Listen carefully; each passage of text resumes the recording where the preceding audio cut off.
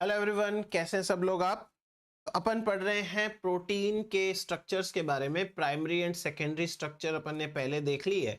Ramachandran plot भी discuss किया है। आज डिस्कस करेंगे टर्सरी स्ट्रक्चर के बारे में। तो चलिए शुरुआत करते हैं आज के टॉपिक की। Tertiary structure.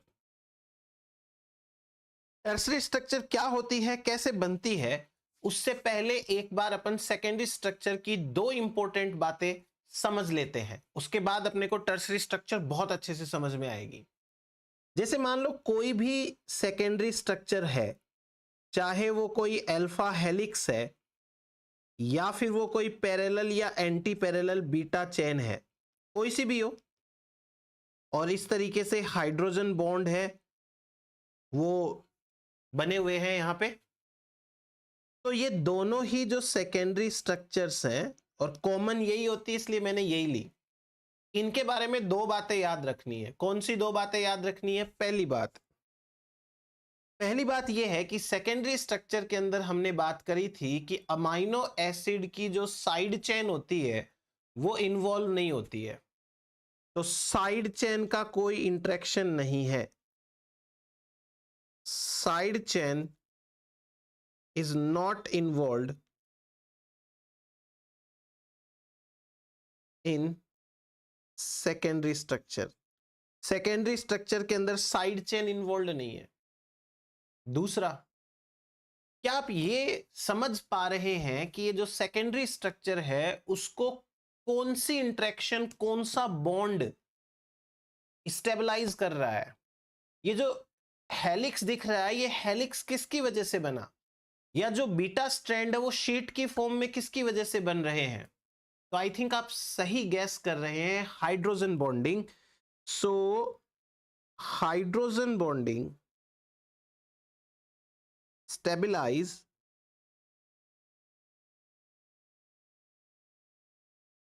Secondary structure. Hydrogen bonding है वो स्टेबलाइज करेगी सेकेंडरी स्ट्रक्चर को। ठीक है, ये दो बातें समझ में आई। अब समझते हैं अपन काम की बात। जब ये सेकेंडरी स्ट्रक्चर वाटर के कांटेक्ट में आती है,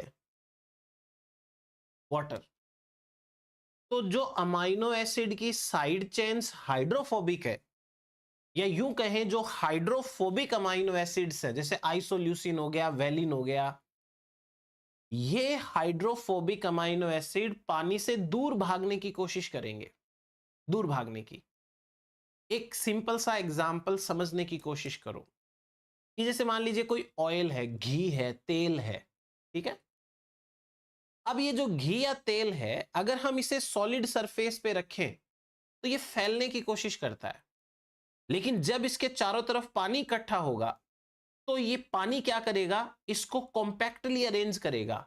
हालांकि आप ये कहोगे कि सर पानी के ऊपर जब ऑयल की ड्रॉप डालते हैं तो वो तो पानी पे फैल जाता है। दैट इज नॉट फैलना, वो फैलता नहीं है। वाटर क्या कर रहा है, उसे कॉम्पैक्टली अरेंज करने की कोशिश कर रहा है। जैसे ही ये सेकेंडरी स्ट्रक्चर वाटर के कांटेक्ट में आती है, तो जो जो अमाइनो एसिड की साइड चेन हाइड्रोफोबिक नेचर की है, वाटर उनको अंदर की तरफ धकेल देता है, धक्के मारता है। आप इमेजिन कर लो ऐसे कि जैसे कोई मान लो प्लास्टिक की पॉलीथीन है, या सबसे बेस्ट एग्जांपल जैसे कोई वाटर बॉडी है और उस वाटर बॉडी के अंदर प्लास्टिक का और जो इस तरीके का कचरा भरा हुआ है, तो आपने देखा होगा कि वो सारा कचरा वाटर बॉडी के किनारों पे चला जाता है, साइड में। क्यों? क्योंकि वो जो कचरा है वो वाटर के अंदर डिसॉल्व नहीं हो सकता, इसलिए वाटर ने उसे एक जगह अरेंज कर दिया। वैसे ही जब ये स्ट्रक्चर्स वाटर के कांटेक्ट में आती है तो वाटर इनके हाइड्रोफोबिक जितने भी साइड चेन्स हैं उनको अलग से अंदर की तरफ धकेल देता है, जिससे होती है यहां पे फर्दर फोल्डिंग। फर्दर फोल्डिंग किस वजह से हुई है? Due to hydrophobic effect of R chain. यानी कि साइड चेन है उनके हाइड्रोफोबिक इफेक्ट की वजह से। ऐसा होने से क्या होगा कि ये जो प्रोटीन है, ये प्रोटीन इस तरीके से मुड़ जाएगा। इसे कहते हैं टर्सरी स्ट्रक्चर। अभी मैं और बातें बताऊंगा इसके बारे में, लेकिन एक बार आप समझने की कोशिश करो। टर्सरी स्ट्रक्चर है ये। सेकेंडरी स्ट्रक्चर के अंदर साइड चेन ने कोई रोल प्ले नहीं किया था, पर यहां पर side chains are involved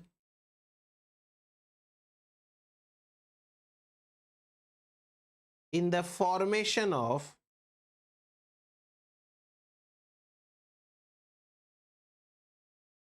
tertiary structure. Tertiary structure की फॉर्मेशन में साइड चेन का रोल होता है। दूसरा, यहां पर जो मेन फोर्स है वो कौन सा है? हाइड्रोजन बॉन्डिंग है क्या? नहीं, हाइड्रोफोबिक इंटरेक्शन है। ऐसे तो आयनिक इंटरेक्शन भी होने वाली है, यहां पे हाइड्रोजन बॉन्डिंग भी होने वाली है, वॉन्डरवॉल इंटरेक्शंस भी होने वाली है, बट मेन फोर्स कौन है यहां पे जिसने इस प्रोटीन को ऐसे बना दिया? वो जो कचरा पानी में फैला हुआ था उसको पूरा एक किनारे पे इकट्ठा कर दिया, हाइड्रोफोबिक इंटरेक्शंस ने। तो दूसरा इंपॉर्टेंट ध्यान क्या रखना है कि यहां hydrophobic interactions stabilise the tertiary structure. Hydrophobic interaction है वो टर्सरी स्ट्रक्चर को स्टेबलाइज करने का काम करेंगी। क्लियर हो गया ये? अब अपन बातें करते हैं कुछ और। ऐसे कौन से टेक्निक्स हैं जिनसे टर्सरी स्ट्रक्चर की पूरी जो कॉन्फॉर्मेशन है, कौन सा एटम कहां पे है, उसका पता चलता है?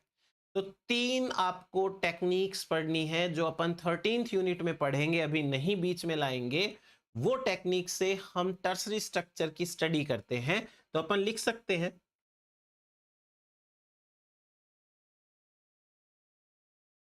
प्रोटीन स्ट्रक्चर्स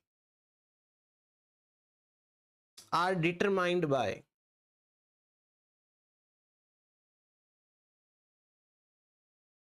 इससे पता चलेगा। पहला, एक्सरे क्रिस्टलोग्राफी। एक्सरे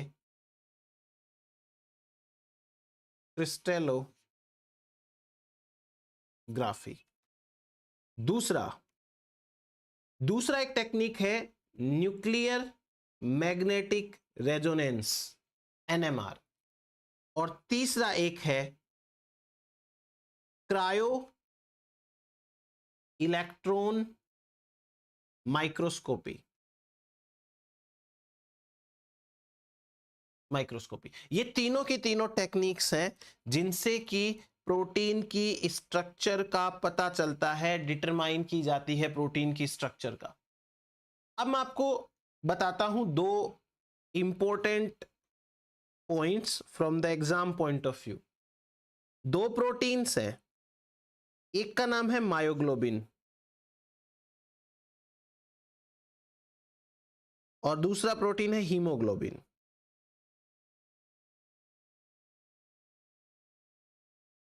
मायोग्लोबिन और हीमोग्लोबिन दोनों के अंदर एक डिफरेंस तो यह है कि ये सिंगल यूनिट का बना होता है, ये सिंगल सब यूनिट का बना है।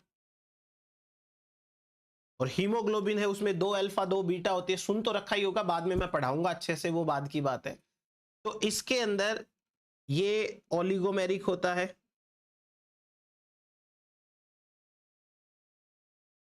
चार सब यूनिट्स होती इसमें।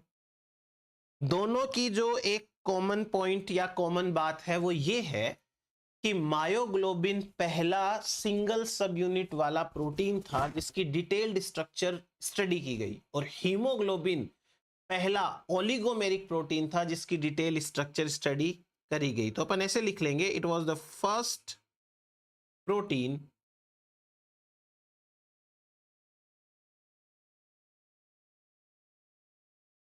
To be studied at atomic level atomic level के ऊपर सबसे पहले इसकी स्टडी करी गई थी, और उसी के साथ जो हीमोग्लोबिन है, it is the first oligomeric protein to be studied at atomic level. जिसकी एटॉमिक लेवल पे सबसे पहले स्टडी करी गई वो था हीमोग्लोबिन एंड मायोग्लोबिन। तो आप तो मायोग्लोबिन वाला पहले वैसे याद रख लीजिएगा। इतना क्लियर है? अब अपन एक और चीज समझते हैं। एक टर्म आएगा जिसका नाम है ग्लोब्यूलर प्रोटीन।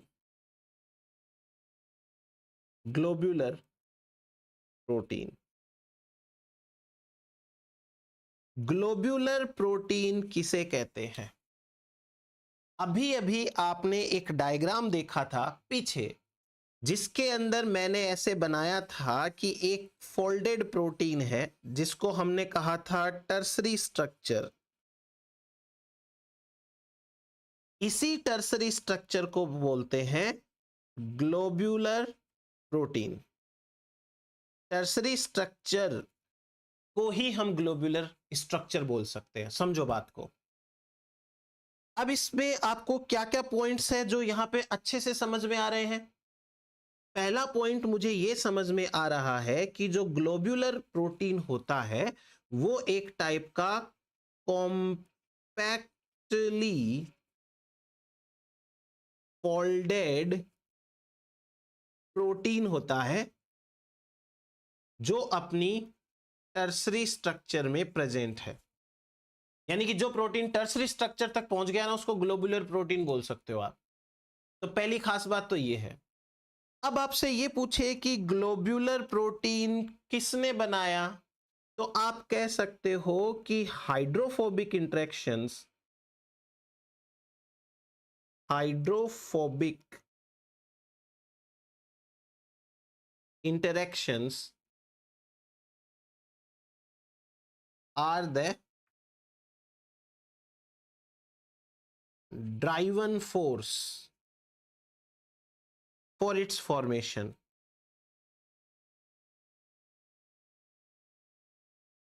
इसके निर्माण के लिए, इसके बनने के लिए ड्राइवन फोर्स कौन है? हाइड्रोफोबिक इंटरेक्शंस है। और कोई खास बात यहां पे पता चल रही है क्या? जी हां, यदि हाइड्रोफोबिक इंटरेक्शन के कारण ये बना है तो मान के चलो कि जो हाइड्रोफोबिक अमाइनो एसिड्स हैं वो इसके सेंटर में चले गए होंगे, क्योंकि वाटर इनको अपने साथ रखना ही नहीं चाहता। तो ये जो अमाइनो एसिड आपको यहां दिख रहे हैं, these are the hydrophobic amino acids. Hydrophobic amino acids are present in the centre, और इन अमाइनो एसिड्स को कहते हैं हाइड्रोफोबिक कोर। इसे बोलेंगे हाइड्रोफोबिक कोर। बीच में ना, तो हाइड्रोफोबिक कोर हो गया ये। अच्छा, जो हाइड्रोफिलिक नेचर के हैं वो हाइड्रोफिलिक नेचर के मिलेंगे इसकी सरफेस के ऊपर, ताकि वो वाटर के साथ इजीली इंटरेक्शन कर सके। लाइक डिजो लाइक वाला कॉन्सेप्ट है जी। तो ये जो अमाइनो एसिड है ये है हाइड्रोफिलिक अमाइनो एसिड्स। ये कहां प्रेजेंट है? Present on the surface. बस, इसको वैसे कुछ नहीं बोलते। तो ग्लोब्यूलर प्रोटीन क्या होता है? ऐसा कोई भी पॉलीपेप्टाइड जो कि अपनी कॉम्पैक्ट फॉर्म में प्रेजेंट है, फोल्डेड फॉर्म में, उसे ग्लोब्यूलर प्रोटीन कहते हैं। जो ग्लोब्यूलर प्रोटीन होता है वो फंक्शनली एक्टिव होता है। It is the functionally active conformation. यानी कि ये फंक्शनली एक्टिव अब हुआ है। ना तो प्राइमरी स्ट्रक्चर में प्रोटीन फंक्शनली एक्टिव होता है, ना सेकेंडरी में होता है। प्रोटीन फंक्शनली एक्टिव कब होता है? जब ये अपनी वेल फोल्डेड फॉर्म में होता है। अब मैं आपको थोड़ा सा थर्मोडायनेमिक्स के साइड में लेके जाना चाहता हूं। थर्मोडायनेमिक्स के हिसाब से यदि हम बात करें तो जब कभी भी प्रोटीन खुला हुआ रहेगा ना, तो तो वो वाटर को डिस्टर्ब करेगा, और जो अच्छी बात नहीं है। इसलिए जो ग्लोब्यूलर प्रोटीन होता है, globular protein thermodynamically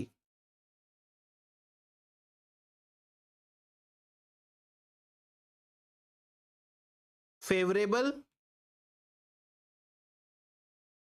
and stable structure होता है। ये थर्मोडायनेमिकली फेवरेबल भी है और ये स्टेबल स्ट्रक्चर भी है। अब कोई आपसे पूछे कि थर्मोडायनेमिकली फेवरेबल कौन होगा? थर्मोडायनेमिकली फेवरेबल वो होगा जिसके पास में लीस्ट फ्री एनर्जी होगी, लीस्ट फ्री एनर्जी। आप यहां पे सिर्फ इतना समझो, फ्री एनर्जी वो वाली एनर्जी है जिसकी वजह से कोई कुछ भी काम कर सकता है, उसे फ्री एनर्जी कहते हैं। जैसे कोई प्रोटीन है, उसका काम है कोई रिएक्शन करना, तो उसके पास में फ्री एनर्जी होगी तो वो रिएक्शन करेगा। लेकिन स्टेबिलिटी के लिए फ्री एनर्जी कम से कम होनी चाहिए, क्योंकि ज्यादा एनर्जी होगी तो वो ज्यादा उछलेगा, और ज्यादा उछलेगा तो वो अपनी प्रॉपर स्ट्रक्चर में नहीं आ पाएगा, और जब तक प्रॉपर स्ट्रक्चर में नहीं आएगा तो वो काम नहीं करेगा। तो फ्री एनर्जी जितनी कम होगी थर्मोडायनेमिकली उतना फेवरेबल होती है ये चीज। तो ये है ग्लोब्यूलर प्रोटीन की कुछ खास बातें। Globular protein compactly folded protein होता है या टर्सरी स्ट्रक्चर होती है। इसको बनाने में हाइड्रोफोबिक इंटरेक्शन का योगदान होता है, जो स्टेबिलिटी के लिए भी जिम्मेदार है, वो लिखा था अपन ने। हाइड्रोफोबिक अमाइनो एसिड जो होंगे वो इसके कोर में प्रेजेंट होंगे, उसको हाइड्रोफोबिक कोर कहेंगे।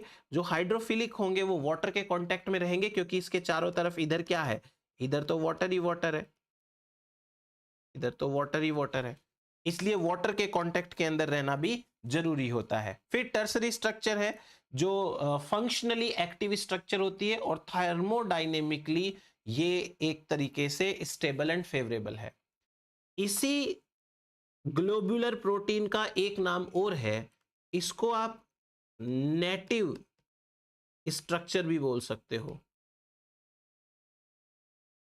Native structure. तो globular protein is all about the native structure और फंक्शनल स्ट्रक्चर। चलिए, ये तो बात हो गई हमारे पास में ग्लोब्यूलर प्रोटीन के बारे में। ये टर्सरी स्ट्रक्चर यही है, बाकी डिटेल में अभी पढ़ेंगे अपन। अब अपन बात करते हैं टर्सरी स्ट्रक्चर के लिए जिम्मेदार जो इंपॉर्टेंट फोर्सेस है, और मैं थोड़ा थोड़ा ही बताऊंगा अभी।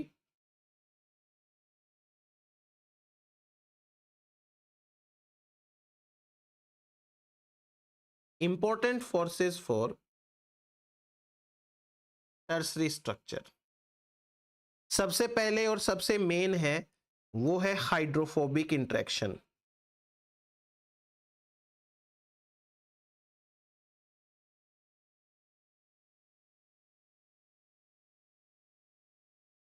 हाइड्रोफोबिक इंटरेक्शन के बारे में अपन कुछ लिखेंगे, पहले वापस से एक बार समझ लेते हैं।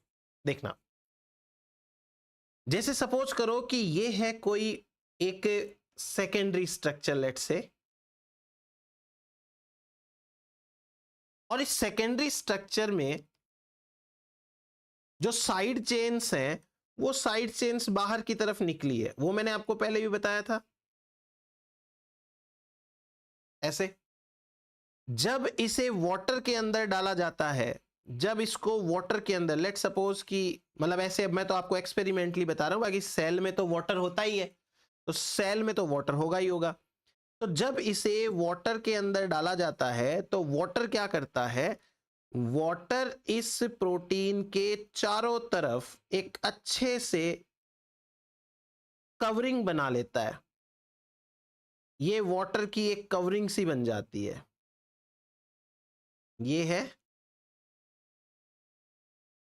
वाटर मॉलिक्यूल्स की कवरिंग, वाटर मॉलिक्यूल्स की कवरिंग बन गई है ये, ठीक है। अब ये जो वाटर मॉलिक्यूल की कवरिंग बनी है ना, ये कवरिंग बनना बहुत जरूरी है। इसको अपन बोलते हैं सॉल्वेशन लेयर, सॉल्वेशन लेयर। अगर ये कवरिंग नहीं बनती ना, तो ये जो हाइड्रोफोबिक आर है ना, ये वाटर के हाइड्रोजन बॉन्ड्स को डिस्टर्ब करते हैं, जिससे वाटर अपना काम नहीं कर पाता। वाटर एक बहुत अच्छे सॉल्वेंट का काम करता है अपने सेल के अंदर। यदि वाटर ना हो तो मेटाबॉलिक रिएक्शंस कहाँ चलेगी? वो जो बाइंडिंग एनर्जी मिलती है ना, वो वाटर की वजह से भी मिलती है एंजाइम को, जिससे कि मेटाबॉलिज्म होती है। तो वाटर का अपना फ्री रहना बहुत जरूरी है, और यदि वाटर के साथ ऐसा कुछ आ गया तो वो वाटर को डिस्टर्ब करेगा। तो वाटर के कुछ मॉलिक्यूल क्या करते हैं, उसको पकड़ के बैठ जाते हैं कि भाई तू सबको डिस्टर्ब करेगा, इससे अच्छा हम थोड़े से को डिस्टर्ब कर ले, बाकी वाटर को अपना काम करने दे। तो ये वाटर ने क्या किया, एक सॉल्वेशन लेयर बना ली। अब ये जो सॉल्वेशन लेयर है, इसकी वजह से हाइड्रोफोबिक फोर्स जनरेट होता है। Force generates, hydrophobic force generate होता है। जब हाइड्रोफोबिक फोर्स जनरेट होगा तो फोल्डिंग स्टार्ट होती है, और जब फोल्डिंग स्टार्ट होती है तो ऐसे टर्सरी स्ट्रक्चर फॉर्म्ड ये बन जाती है। इसमें जो हाइड्रोफोबिक अमाइनो एसिड्स थे वो सारे के सारे कहां चले गए, हाइड्रोफोबिक अमाइनो एसिड चले गए कोर के अंदर, और जो हाइड्रोफिलिक हैं वो कहां रह गए, वो रह गए सारे के सारे सरफेस के ऊपर। अब अमाइनो एसिड्स की तीन कैटेगरी समझो आप, तीन कैटेगरी कौन सी? पहली है नॉन पोलर या हाइड्रोफोबिक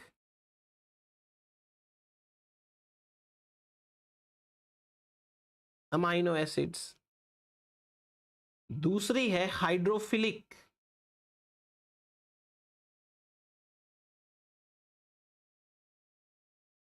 जो चार्ज्ड हैं अमाइनो एसिड्स, और तीसरी कैटेगरी है अनचार्ज्ड हाइड्रोफिलिक अमाइनो एसिड्स। ध्यान से सुनना, वैसे मैं बता चुका हूं, बस ये छोटा सा और ध्यान में रखने वाली बात है। जैसे कि valine, leucine, isoleucine, valine, leucine, isoleucine, methionine, phenylalanine, ये सारे के सारे प्रेजेंट कहां होते हैं? They are present in the core of protein. ये प्रोटीन की कोर में अंदर प्रेजेंट है। जो पोलर चार्ज्ड अमाइनो एसिड है, जैसे कि आर्जिनिन, हिस्टिडिन, लाइसिन, स्पार्टेट, ग्लूटामेट, ये सारे के सारे कहां प्रेजेंट है? सरफेस पे, present on the surface of protein. अब बात आती है अनचार्ज्ड हाइड्रोफिलिक की।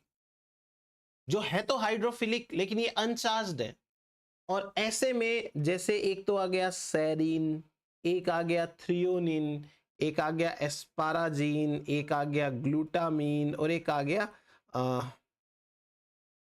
टायरोसिन। ये वो वाले अमाइनो एसिड्स हैं जो कहीं पर भी प्रेजेंट हो सकते हैं। They may present on the surface and in the centre. ऐसे अमाइनो एसिड कहीं पर भी प्रेजेंट हो सकते हैं, तो आप इतना सा इनका और ध्यान रखना है, ठीक है। अब हाइड्रोफोबिक इंटरेक्शन जो है उसके बारे में इंपॉर्टेंट पॉइंट्स लिख लेते हैं यहां पे। ये एक मेजर स्टेबलाइजिंग फोर्स है, major stabilizing force for tertiary structure. Tertiary structure के लिए मेजर स्टेबलाइजिंग फोर्स का काम हाइड्रोफोबिक इंटरेक्शन करती है। हाइड्रोफोबिक इंटरेक्शन है वो पाई जाती है ऐसे अमाइनो एसिड्स जो वाटर के साथ इंटरेक्शन नहीं कर सकते, नहीं करना चाहते उनके और वाटर के बीच में, और ये इंटरेक्शन की वजह से ही प्रोटीन फोल्ड होता है मेनली। बाकी तो देखो और भी बहुत सारे प्रोटीन्स हैं, सॉरी और भी बहुत सारे इंटरेक्शंस हैं, काम तो सारे करते हैं, बट मेन तो यही होता है। देन उसके बाद में और बात करते हैं।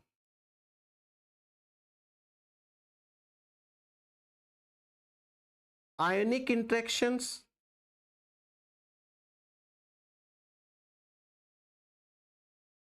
जिनका दूसरा नाम है salt bridge,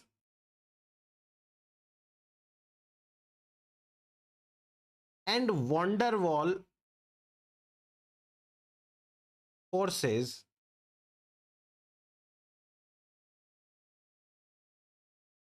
are also important to maintain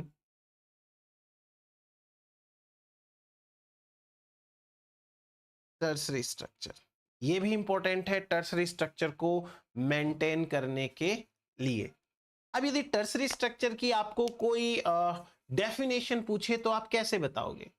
आप ऐसे कर सकते हो कि it is the 3D arrangement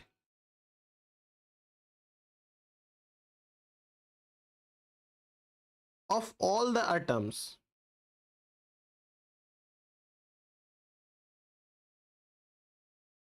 of a protein। इसे बोलते हैं टर्सरी स्ट्रक्चर। एक प्रोटीन के जितने भी एटम्स हैं वो सारे के सारे 3D में कैसे अरेंज्ड है, तो उसे हम कहते हैं टर्सरी स्ट्रक्चर। 3D समझते हो आप? वास्तव में वो कैसे हैं? जैसे सपोज करिए कि ये जो मेरा हाथ है, मैंने उंगलियां देखो कैसे कर रखी है। यदि मैं इस हाथ की ऐसे रख के जीरोक्स फोटो निकालूं तो जीरोक्स फोटो के अंदर कैसा दिखेगा? प्लेन दिखेगा ये। लेकिन ऐसे रियल में देखो उंगलियां कैसे हो रखी हैं, इसे बोलते हैं 3D। अब जो टर्सरी स्ट्रक्चर्स होती है वो टर्सरी स्ट्रक्चर सेकेंडरी स्ट्रक्चर से ही तो बन के आई है। ऐसा थोड़ी है कि कोई अलग ही चीज आ गई। प्राइमरी स्ट्रक्चर प्रोटीन बिल्कुल भी फोल्डेड नहीं है, थोड़ा सा फोल्ड होगा सेकेंडरी स्ट्रक्चर, और ज्यादा फोल्ड होगा टर्सरी स्ट्रक्चर। तो टर्सरी स्ट्रक्चर बेसिकली क्या है? Tertiary structure different secondary structure का कॉम्बिनेशन ही तो है। तो एक बात ये नोट करके लिखनी है अपने को, क्या? Tertiary structure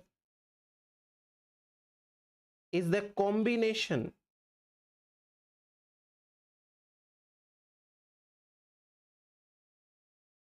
of secondary structures। Secondary structure का कॉम्बिनेशन है वो होता है टर्सरी स्ट्रक्चर। अब मैं आपको बताता हूं कुछ इंपॉर्टेंट नोमेनक्लेचर्स या important terms regarding tertiary structures. Tertiary structure के रिगार्डिंग कुछ इंपॉर्टेंट टर्म्स हैं वो समझते हैं। एक जो सबसे छोटा और सबसे कॉमन टाइप का टर्म है उसे कहते हैं मोटिफ। मोटिफ, मोटिफ का दूसरा नाम है super secondary structure. Super secondary structure motif को ही बोलते हैं। अब सुपर सेकेंडरी है तो इसका मतलब क्या हुआ? इसका मतलब यह हुआ कि कॉम्बिनेशन ऑफ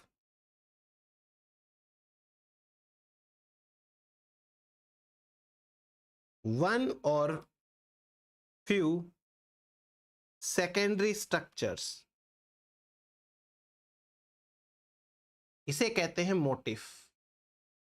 यदि एक या दो या तीन या चार सेकेंडरी स्ट्रक्चर एक साथ आ जाए तो उसे मोटिफ कहते हैं। नहीं समझे अभी भी मेरी बात? एक अल्फा हेलिक्स है, उसके थोड़ी दूर बाद में एक और अल्फा हेलिक्स आ जाए तो हेलिक्स हेलिक्स, ये मोटिफ है। एक अल्फा हेलिक्स है, उसके साथ में बीटा शीट आ जाए, हेलिक्स बीटा, ये मोटिफ हो गया। तो मोटिफ का मतलब क्या है, जब एक दो सेकेंडरी स्ट्रक्चर साथ साथ आ जाए तो उसे मोटिफ कहते हैं। मोटिफ का मतलब हो गया कि कॉम्बिनेशन ऑफ सेकेंडरी स्ट्रक्चर्स। अब इसमें जैसे एग्जाम्पल देखो, आपको सब अपने आप समझ में आएगा। मोटिफ के एग्जाम्पल्स हैं वो समझिए, एकदम सिंपल सिंपल है। जैसे पहला एग्जाम्पल, इसे हम कहते हैं बीटा अल्फा बीटा मोटिफ। नाम से ही इसमें सब कुछ आ गया, बीटा अल्फा बीटा मोटिफ। क्या मतलब है देखो, इसका मतलब ये है कि जैसे ये कोई एक बीटा शीट है, बीटा है स्ट्रैंड, सॉरी, ये इसका एन टर्मिनस है और ये इसका सी टर्मिनस है इधर। अब सी टर्मिनस के आगे तो जोड़ेंगे प्रोटीन को। फिर एक और बीटा स्ट्रैंड आया, ठीक। और अब क्या हुआ कि एक अल्फा हेलिक्स है और वो अल्फा हेलिक्स ने क्या किया, दोनों बीटा को जोड़ दिया। तो ये जो स्ट्रक्चर है इसको बोलते हैं बीटा अल्फा बीटा मोटिफ। इसमें खास बात क्या रही, इसमें खास बात ये रही कि दो पैरेलल बीटा स्ट्रैंड्स है, यहां पे दो पैरेलल बीटा स्ट्रैंड्स और एक अल्फा हेलिक्स है। समझ में आया, इसको बोलते हैं बीटा अल्फा बीटा मोटिफ। दो तीन सेकेंडरी स्ट्रक्चर मिल गई, एक मोटिफ बन गया। तो जैसे मान लो कोई लंबा सा प्रोटीन है, उसका थोड़ा सा पार्ट है वो हेलिक्स है, फिर बीटा है, फिर हेलिक्स है, फिर बीटा है, ऐसे करके, तो उसे हम कहते हैं beta alpha beta, sorry, beta alpha beta motif. अब देखो दूसरा, दूसरा जो मोटिफ है इसका नाम होता है हेयर पिन या beta hairpin motif. Beta hairpin motif. इसका नाम बीटा हेयर पिन क्यों रखा? हेयर पिन का मतलब यही है कि जैसे हेयर की पिन मुड़ती है, यू टर्न लेती है, वैसे ही यहां पर भी यू टर्न होता है। पीछे वाली स्ट्रक्चर में देखो यू टर्न नहीं है, क्रॉस टर्न लिया गया है। यहां यू टर्न आएगा, कैसे आएगा देखो, ये कोई एक बीटा स्ट्रैंड है, लेट सपोज, थोड़ा बड़ा बना लेते हैं। फिर उसके बाद में ये एक एंटी पैरेलल बीटा स्ट्रैंड आ जाएगा, फिर एक और बीटा स्ट्रैंड आ जाएगा, और अब जो छोटा सा टर्न है वो ऐसे है, यहां हेलिक्स नहीं है, ये पार्ट हेलिक्स नहीं है, ये टर्न है। इसको बीटा टर्न भी बोल सकते हो, रिवर्स टर्न भी बोल सकते हो। ये दोनों ही यहां पे क्या है, दीज आर द टर्न्स, ना कि ये हेलिक्स। हेलिक्स होते तो हेलिक्स की तरह बनाते अपन। तो ये हो गया हमारे पास में बीटा हेयर पिन मोटिफ। क्या लिख सकते हैं, लिखेंगे anti parallel beta strands linked by reverse turn।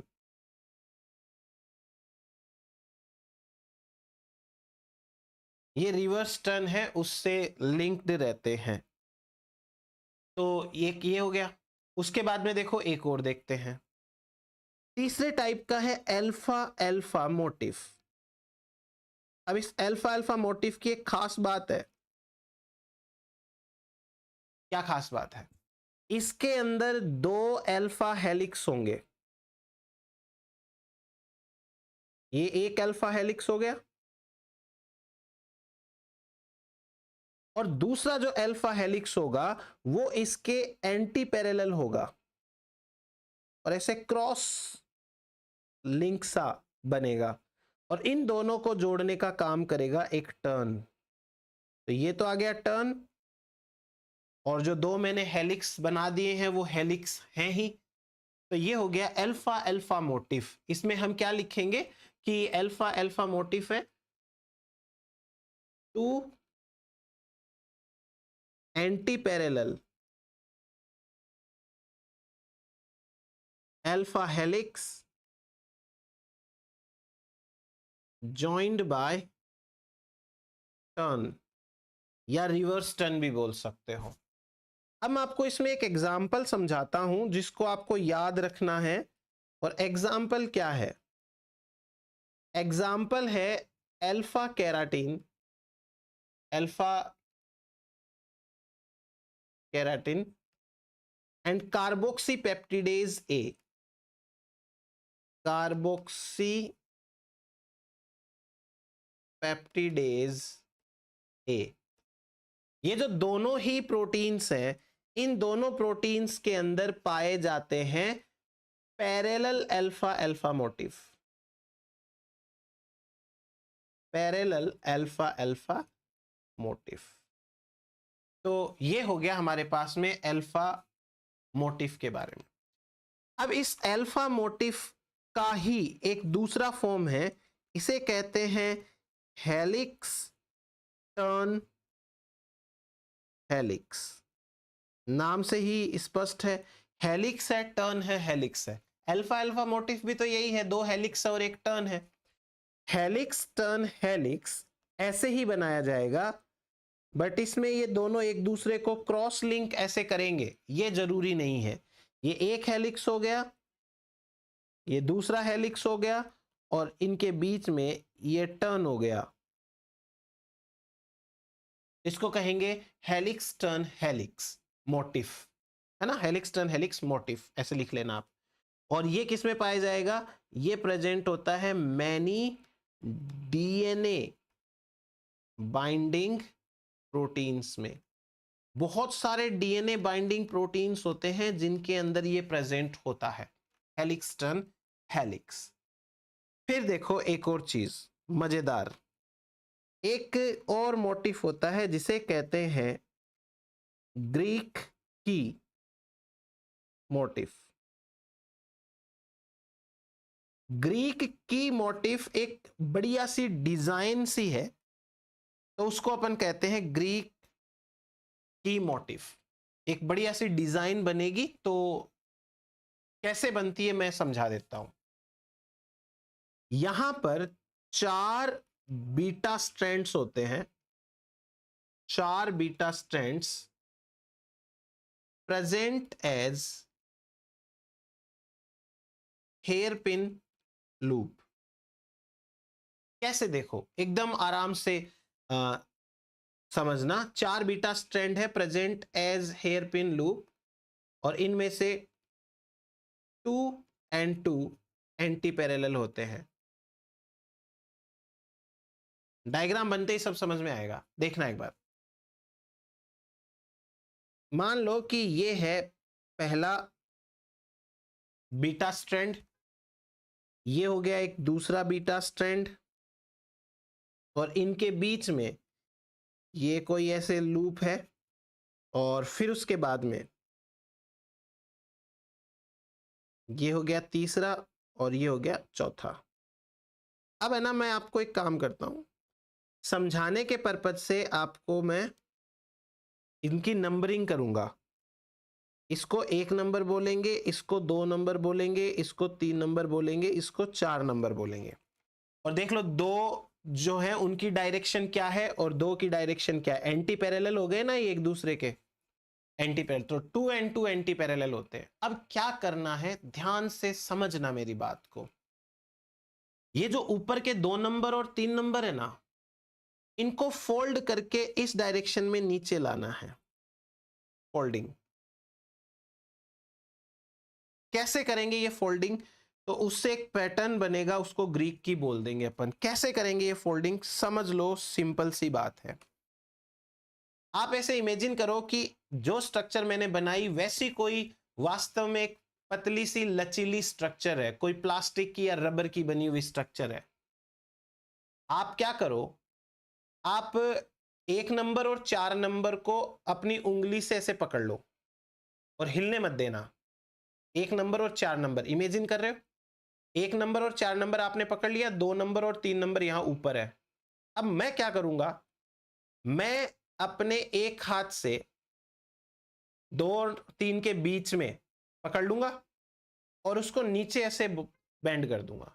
आपने पकड़ रखा है 2 नंबर और 4 नंबर, और मेरे को क्या करना है, 2 3 के सॉरी, आपने 1 नंबर और 4 नंबर पकड़ रखा है, सॉरी 1 नंबर और 4 नंबर पकड़ रखा है। मैं क्या करूंगा, 2 और 3 को ऊपर से पकड़ के नीचे फोल्ड कर दूंगा। इसका मतलब यह हुआ, ध्यान से देखना, इसका मतलब यह हुआ कि आपने 1 नंबर और 4 नंबर को तो पकड़ रखा था, इसलिए 1 नंबर और 4 नंबर तो अपनी जगह से हिले नहीं, वो तो जिस डायरेक्शन में है उस डायरेक्शन में ही रहेंगे। और आपने 2 नंबर और 3 नंबर को पकड़ के ऐसे कर दिया, तो दोनों की डायरेक्शन बदल जाएगी ना। 2 नंबर और 3 नंबर, तो 2 नंबर है वो आएगा आपका, एक सेकंड, ये 1 नंबर है, 2 नंबर और 3 नंबर आपका इधर की साइड नीचे आ जाएगा, पर दोनों की डायरेक्शन बदल जाएगी। 2 नंबर ऊपर की तरफ तीर का निशान हो रखा है, तो ये 2 नंबर है वो नीचे की तरफ तीर का निशान हो जाएगा। ये 1 नंबर है और ये 4 नंबर है, इनको तो छेड़ना नहीं, और 2 नंबर आ गया नीचे। फिर 3 नंबर का निशान नीचे की तरफ है, तो 3 नंबर आ जाएगा ऊपर की तरफ, और ये अपने पास में हो गया कंप्लीट। अब इनको जोड़ दो। कैसे जोड़ना है, 1 नंबर का जो एरो है वो 2 नंबर की टेल से जुड़ा हुआ है, 2 नंबर का जो एरो है वो 3 नंबर की टेल से जुड़ा है, और 3 वाला एरो जो है वो 4 नंबर से जुड़ा है। इसको अपन बोलते हैं ग्रीक की। ठीक है, तो ये इतना सा है। अब यदि मैं आपको इसको ग्रीक की को 3D के अंदर समझाऊं तो समझ में थोड़ा कम आएगा, समझ, क्योंकि 3D स्ट्रक्चर तो बहुत कॉम्प्लिकेटेड स्ट्रक्चर हो गई, तो इसलिए अपन ने इसको सिंपल वे में समझ लिया है। तो ये हुआ अपने पास में ग्रीक की मोटिफ। अब एक चीज है, उसको आप समझो पहले, कि अल्फा एंड जो बीटा स्ट्रक्चर्स हैं वो सेकेंडरी स्ट्रक्चर में मोस्ट कॉमन है, मोस्ट कॉमन अमंग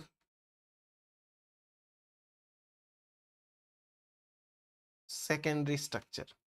यही है बात अपनी सही वाली। तो अब इससे क्या होगा, इससे ये होगा कि based on alpha and beta, proteins 3 type के होते हैं। प्रोटीन्स आर ऑफ 3 टाइप के होते हैं प्रोटीन्स। कौन कौन से होते हैं, देखो, पहला वो होता है जिसमें सिर्फ और सिर्फ अल्फा हेलिक्स ही होते हैं, उन्हें कहते हैं अल्फा प्रोटीन्स। तो हम लिख सकते हैं कि they are made up of only alpha helix. इसका एक एग्जाम्पल याद रख लीजिए, ई कोलाई के अंदर एक प्रोटीन है जिसका नाम है साइटोक्रोम B562। ई कोलाई का साइटोक्रोम B562, ये सिर्फ और सिर्फ अल्फा हेलिक्स का मिलके बना है, इसलिए इसको अपन क्या बोलेंगे, अल्फा प्रोटीन बोलेंगे। दूसरे होते हैं बीटा प्रोटीन्स। अब समझ जाइए कि बीटा प्रोटीन्स किसको बोलेंगे, they are made up of only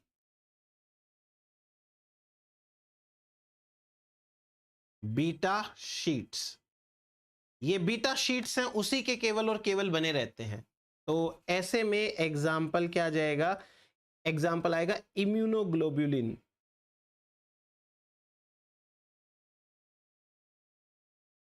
immunoglobulin, जो इम्यूनोग्लोब्युलिन्स हैं इनके अंदर इम्यूनोग्लोब्युलिन फोल्ड स्पेशली वो सिर्फ और सिर्फ बीटा का बना होता है, तो वो बीटा प्रोटीन कहलाता है।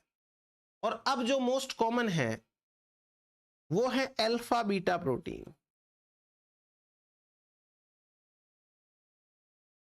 अल्फा बीटा प्रोटीन है वो तो कॉमन है, made up of both alpha and beta protein,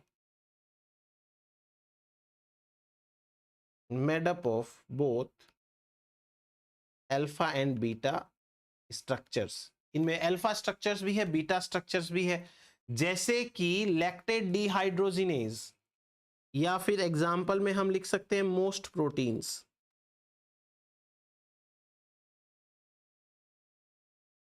और वैसे लिखना चाहें तो लिख सकते हैं लैक्टेट डिहाइड्रोजिनेज, या इसी को आप ऐसे भी लिख सकते हो,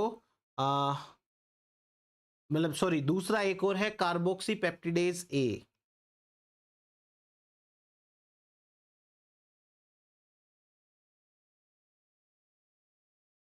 इनके अंदर अल्फा एंड बीटा पाए जाते हैं। फिर उसके बाद मैं आपको एक और बढ़िया सा टर्म बताता हूं, और इस बढ़िया सा टर्म का नाम है बीटा बैरल। आपको पता है बैरल का मतलब क्या होता है? बैरल का मतलब होता है पानी भरने की जो एक छोटी टंकी टाइप या प्लास्टिक का कैन जैसा आता है, उसको बैरल बोलते हैं।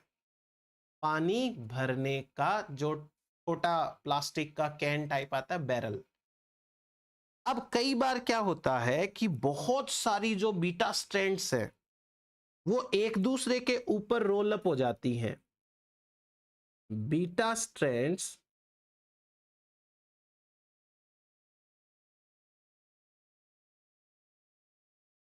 Role up to form beta barrel. देखो मैं बहुत अच्छा डायग्राम तो शायद ना बना पाऊं हाथ से, पर समझाने की कोशिश कर देता हूं। तो आप ना एक काम करना, थोड़ा सा जो है वो गूगल करके देख लेना।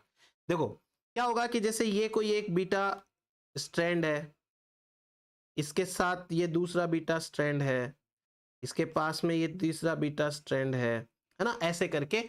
और फिर इधर की तरफ बीटा स्ट्रैंड्स इनके पीछे से निकल रहे हैं।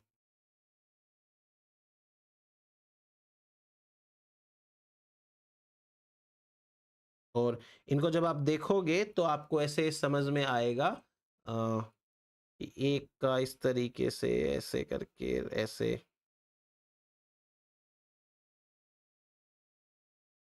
ऐसे करके, मतलब एक बाल्टी जैसी सी बन जाती है कहने का कुल मिलाकर के।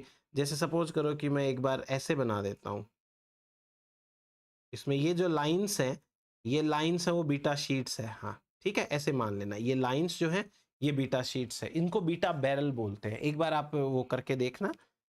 बीटा बैरल्स कहाँ पाए जाते हैं? बहुत कॉमन है, ह्यूमन के अंदर एक रेटिनोल बाइंडिंग प्रोटीन है, प्रोटीन का नाम ही है रेटिनोल बाइंडिंग प्रोटीन। तो इसमें पाए जाते हैं बीटा बैरल्स। ये हुआ अपने पास में रिगार्डिंग मोटिफ। अब अपन पढ़ते हैं एक बड़ी स्ट्रक्चर जिसको बोलते हैं डोमेन। डोमेन क्या है अभी बताता हूं मैं आपको, देखिए। हाँ जी, तो डोमेन क्या है? कभी कभी ऐसा होता है कि जैसे मान लीजिए कोई एक स्ट्रक्चर है, लेट सपोज कि ये अल्फा हेलिक्स है, फिर ये बीटा शीट है, फिर ये अल्फा हेलिक्स है, ऐसे करके। इस स्ट्रक्चर के अंदर ये अभी सेकेंडरी मोटिफ्स हैं। इस स्ट्रक्चर के अंदर 40 से लेके 200 अमाइनो एसिड्स यदि हैं, 200 अमाइनो एसिड्स के आसपास हैं, तो इसकी जो फोल्डिंग होगी, तो इसकी फोल्डिंग के अंदर क्या होगा कि ये जो 200 अमाइनो एसिड के आसपास का स्ट्रक्चर है, ये इस तरीके से फोल्ड करेगा कि इसमें आपको ऐसे दो अलग से लोब दिखाई देंगे या दो अलग से ग्लोब्यूलर प्रोटीन दिखाई देंगे। आप समझने के लिए समझो इसको, देखो एक तो ऐसे देखो ये रहा, और एक इसमें देखो ये इधर की तरफ, दो गोल से मुड़ गए ना इस तरीके के। इस पूरे पार्ट को बोलते हैं डोमेन। इतना बड़ा पार्ट है, इसको बोलते हैं डोमेन। डिफाइन कैसे करोगे डोमेन को? तो डोमेन को ऐसे लिख सकते हैं, folded part present as two or more globular cluster.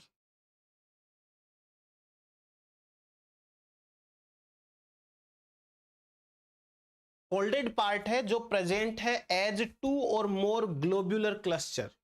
दो ग्लोब्यूलर क्लस्टर है ना, इसका मतलब ये हुआ कि जो डोमेन्स होते हैं वो या तो बाई लॉब्ड होते हैं या मल्टी लॉब्ड होते हैं।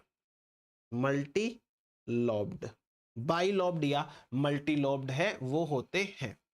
फिर उसके बाद में डोमेन्स की कुछ खास बातें तो हैं ही। जैसे जो डोमेन्स होते हैं वो समटाइम्स फंक्शनली इंडिपेंडेंट होते हैं, फंक्शनली एंड स्ट्रक्चरली इंडिपेंडेंट। क्या मतलब है इसका? इसका मतलब ये है कि जैसे कोई बहुत बड़ा सा प्रोटीन है, ऐसे मान लो ये बहुत बड़ा सा प्रोटीन है, और इस प्रोटीन के अंदर आपको यहां पर एक छोटा सा फोल्ड दिख रहा है, एक छोटा सा फोल्ड दिख रहा है।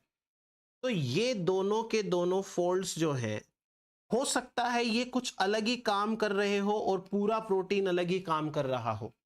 जैसे डोमेन्स है, उनका काम होता है डीएनए को पकड़ने का, और बाकी पूरा एंजाइम है उसका काम होता है डीएनए रेप्लिकेशन करने का, जो डीएनए पॉलीमरेज है। तो डीएनए पॉलीमरेज का एक छोटा सा हिस्सा तो डीएनए को पकड़ेगा, और बाकी जो डीएनए है, पॉलीमरेज एंजाइम है, वो न्यूक्लियोटाइड जोड़ेगा। तो इसका मतलब वो डोमेन का काम तो इंडिपेंडेंट है, वो तो डीएनए को पकड़ने का काम कर रहा है।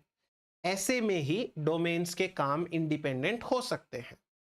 अब जो डोमेन्स आते हैं, दे आर फंक्शनल यूनिट्स। इनको फंक्शनल यूनिट्स भी बोल सकते हैं। Domains are functional unit, they are functional units. ठीक। सिंपलेस्ट डोमेन कितने ग्लोब्यूल क्लस्टर का हो सकता है?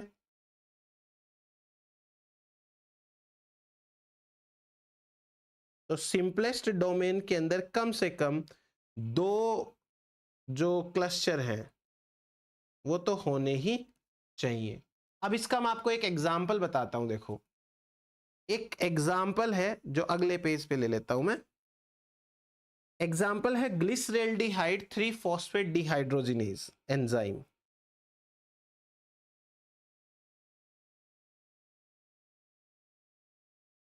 ग्लिसरेल्डिहाइड 3 फॉस्फेट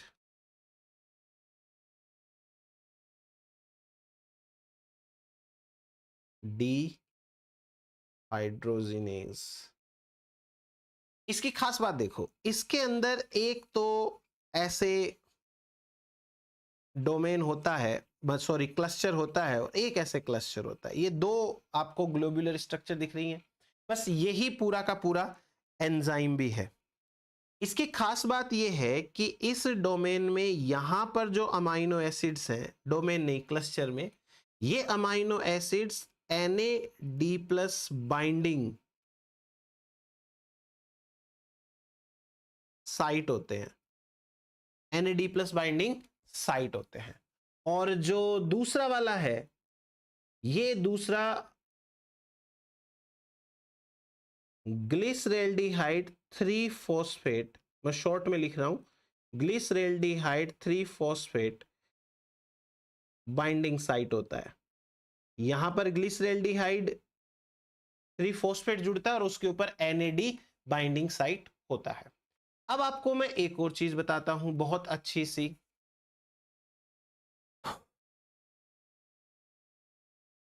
एक साइंटिस्ट थे जिन्होंने इस NAD बाइंडिंग साइट वाले डोमेन के अंदर एक स्ट्रक्चर की डिस्कवरी करी,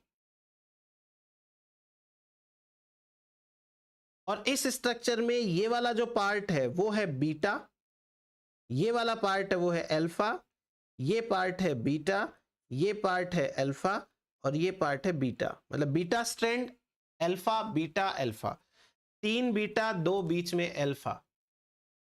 इसको हम कहते हैं beta alpha beta alpha beta motif, और इसकी डिस्कवरी करी थी एक साइंटिस्ट ने जिनका नाम है रोजमैन, बाय रोजमैन।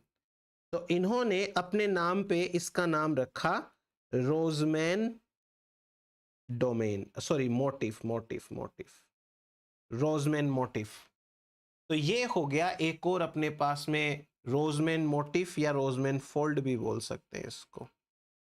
तो ये न्यूक्लियोटाइड बाइंडिंग वाले में है, उसका अपने को ध्यान में रखना है। एक और चीज, यदि हम इसके अंदर इस ग्लोब्यूल के क्लस्टर का डायामीटर चेक करेंगे तो इसका डायामीटर आता है ऑलमोस्ट 25 एंगस्ट्रम। ये है डायामीटर। ये हुआ अपने पास में सिंपल सा डोमेन के बारे में। अब मैं आपको एक चीज बताता हूं, जो डोमेन्स होते हैं ना, अभी अपन ने लिखा क्या कि डोमेन्स है वो फंक्शनली इंडिपेंडेंट होते हैं, मतलब उनको फंक्शन अपना करना होता है, इसलिए domains are conserved structures. Domains are conserved structures. क्या मतलब है इसका? इसका मतलब ये है कि जैसे मैंने देखो यहां पे बताया आपको, इसका मतलब ये है कि ये जो डोमेन वाला पार्ट है इसमें चेंज नहीं होना चाहिए। यदि कोई अमाइनो एसिड का चेंज हो रहा है तो इधर उधर हो जाए, इसमें चेंज हो गया ना तो फंक्शन अफेक्ट हो जाएगा। तो डोमेन सबके अंदर कंजर्व्ड रहने चाहिए। फॉर एग्जांपल देखो, डीएनए पॉलीमरेज है, डीएनए पॉलीमरेज एंजाइम का एक पार्ट है जो डीएनए से बाइंड करता है, उसे बोलते हैं DNA binding domain. Zinc finger domain होता है वैसे वो, उसमें जिंक जो है वो स्टेबलाइज करता है, बाद में आएगा अभी बता दूंगा। तो जो डोमेन है वो क्या कर रहा है, डीएनए से बाइंड कर रहा है, उसे कहते हैं डीएनए बाइंडिंग डोमेन। अब सोचो यदि उसमें चेंज आ गया तो डीएनए से बाइंड ही नहीं करेगा डीएनए पॉलीमरेज, और वो बाइंड नहीं करेगा तो रेप्लिकेशन कैसे करेगा? तो रेप्लिकेशन के लिए उस डोमेन का होना भी कितना ज्यादा जरूरी है ना, इसीलिए डोमेन्स है वो कंजर्व्ड स्ट्रक्चर होते हैं। मैंने आपको एक एग्जांपल बताया, बाकी ऐसे एग्जांपल आपको सभी में मिलेंगे जहां डोमेन्स होंगे। क्यों वो कंजर्व्ड स्ट्रक्चर है, क्यों है वो कंजर्व्ड स्ट्रक्चर? उसके पीछे के 3 रीजन। पहला रीजन है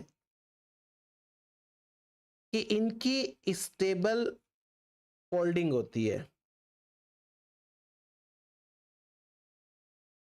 इनका एक स्टेबल फोल्डिंग पैटर्न होता है। दूसरा दूसरा ये है कि they are selected by natural selection.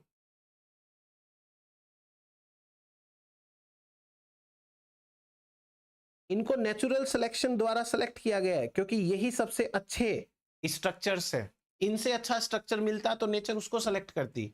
यदि डीएनए बाइंडिंग डोमेन से अच्छा कोई ऐसा डोमेन होता जो और अच्छा काम कर पाता तो उसको सेलेक्ट किया जाता फिर नेचर से। और तीसरा, दे हैव बायोलॉजिकल फंक्शंस।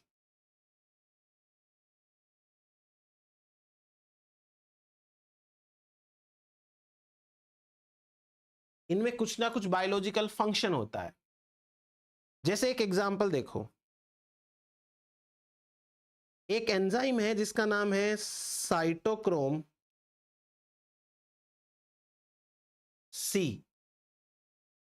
ये जो साइटोक्रोम सी है, it is present only in eukaryotes. ये केवल यूकैरियोट के अंदर होता है। और दूसरा एक एंजाइम है जिसका नाम है सी टाइप साइटोक्रोम।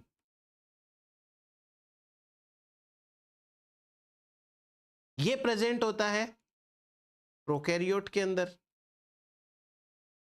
अब देखो, दोनों एंजाइम्स का नाम भी बदला हुआ है, इसका मतलब दोनों एंजाइम्स अलग अलग टाइप के हैं।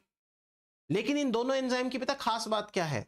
इनकी खास बात यह है कि इलेक्ट्रॉन जो कैरियर डोमेन है, electron carrier domain in both are same. दोनों के अंदर जो इलेक्ट्रॉन का कैरी करने वाला डोमेन है वो बिल्कुल सेम है। तो नेचर ने भले ही ऑर्गेनिज्म चेंज कर दिए, ये एंजाइम चेंज कर दिया, लेकिन दोनों का डोमेन सेम रखा। तो हम कह सकते हैं कि भी डोमेन्स जो है वो बहुत कंजर्व्ड स्ट्रक्चर है। अब अपन आते हैं नेक्स्ट स्ट्रक्चर के ऊपर, that is known as quaternary structure.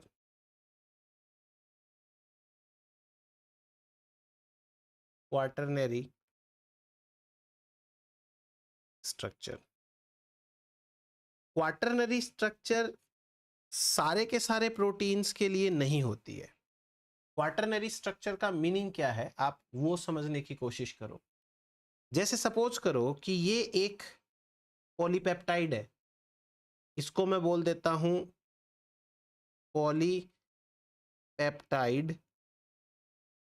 1। फिर उसके बाद में लेट सपोज कि ये कोई दूसरी पॉलीपेप्टाइड है, पॉलीपेप्टाइड 2। और ये कोई तीसरी पॉलीपेप्टाइड है, इसको बोल देता हूं पॉलीपेप्टाइड 3।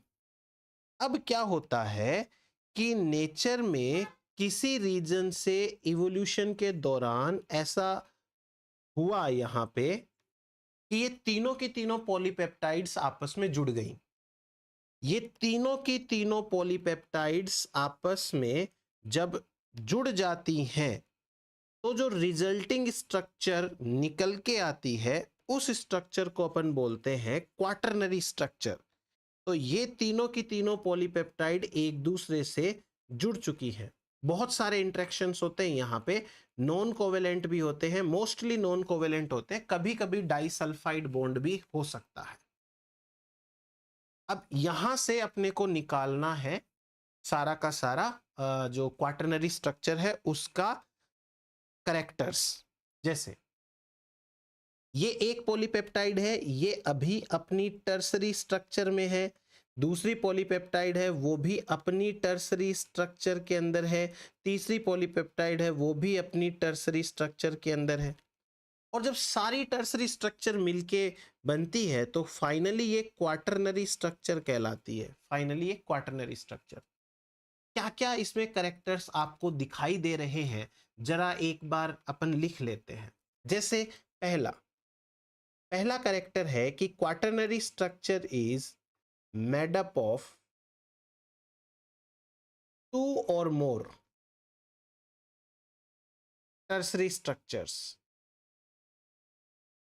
टर्सरी स्ट्रक्चर से तो मिलिए दो तो होनी चाहिए, अगर सिंगल होगा तो वो सिर्फ टर्सरी ही रहेगा। इसका मतलब many polypeptides which are known as subunits join together।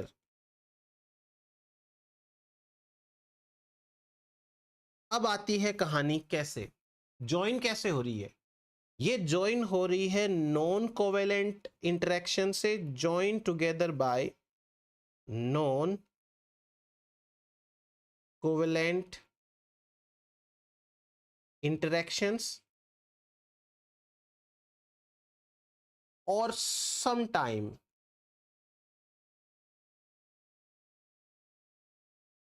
disulfide bond,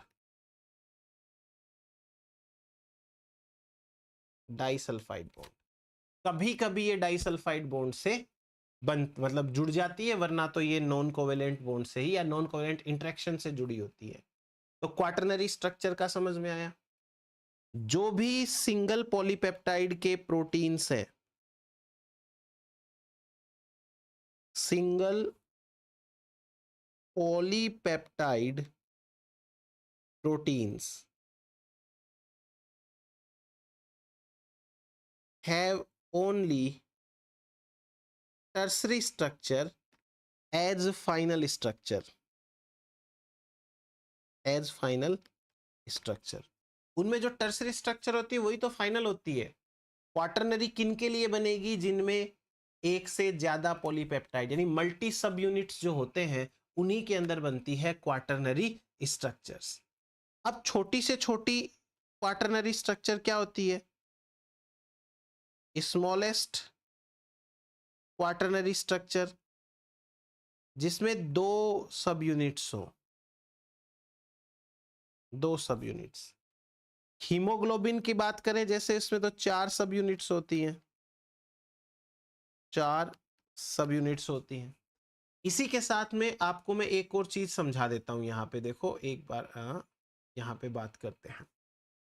अगर दोनों के दोनों सब यूनिट सेम है तो होमोडायमर, अलग है तो हेट्रोडायमर। अगर हम मल्टी सब यूनिट्स की बात करें तो जो मल्टी सब यूनिट्स होती हैं, मल्टी सब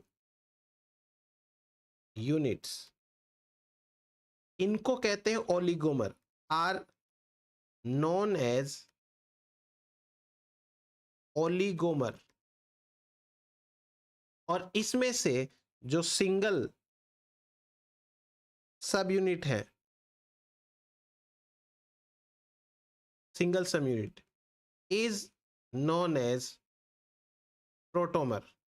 उसको प्रोटोमर बोलते हैं अपन। मतलब 10 है तो 10 को तो बोलेंगे ओलिगोमर, 10 में से एक है उसको बोलेंगे प्रोटोमर। ये खाली टर्मिनोलॉजी टाइप की है, बाकी और कुछ नहीं। अब एक चीज समझते हैं अपन। नेचर के अंदर जब आप ये देखोगे कि बहुत सारे एंजाइम्स मल्टी सब यूनिट एंजाइम्स हैं, यानी क्वाटरनरी स्ट्रक्चर वाले, तो मन में सवाल आता है कि भाई ऐसा क्यों, नेचर ने ऐसा क्यों कर रखा है कि ये क्वाटरनरी स्ट्रक्चर वाला एंजाइम है वो बना दिया। तो उसके पीछे का एक सिंपल सा कारण समझिए। मतलब एक नहीं, कई कारण हैं। तो हमारा एक सवाल है छोटा सा, और सवाल ये है कि वाई मल्टी सब यूनिट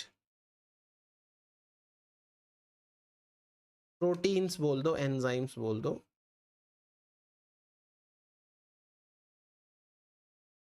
आर कॉमन। ये कॉमन क्यों है? तो उसके पीछे कई सारे रीजंस हैं, अपन छोटे छोटे करके एक एक दो दो समझ लेते हैं। देखो, मल्टी सब यूनिट क्यों ऐड करी? आप इमेजिन करो कि एक मशीन है और उस मशीन में छोटे छोटे अलग अलग पार्ट्स लगाए हैं, ना कि पूरी की पूरी मशीन एक सिंगल पार्ट की बनी हुई है। या अब एक छोटा सा एक अलग एग्जांपल समझाता हूं। देखो, मान लो कि आपके कोई, मतलब सपोज करो कि ऐसा कोई फैन होता, पंखा होता ऐसा, जिसमें एक ही ऐसे रिंग होती, ताड़ी जिसको बोलते हैं, पंखे की जो ताड़ियां होती है वो, और ये पंखा गोल गोल घूमता। तो यदि इसके किसी भी पार्ट में दिक्कत आती तो इस पूरे पार्ट को चेंज करना पड़ता ना। तो इससे अच्छा क्या किया, ऐसे पंखे बनाए गए जिनके अंदर ये ऐसे 3 ताड़ियां या 4 ताड़ियां हैं, उनका पंखा बनता है। तो यदि किसी एक के अंदर दिक्कत आई तो उस एक को चेंज करो, सबको चेंज करने की जरूरत क्यों है? इसलिए पहला रीजन क्या है कि ये क्यों कॉमन है? Single large polypeptide synthesis is difficult। एक चीज। दूसरी, single subunit is easy to repair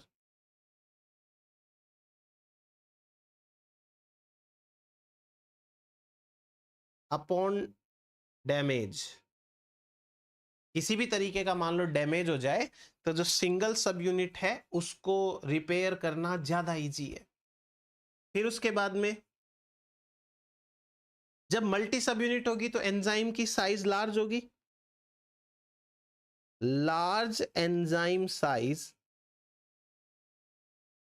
efficiently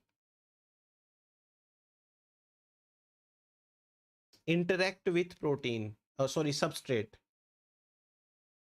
interact with substrate।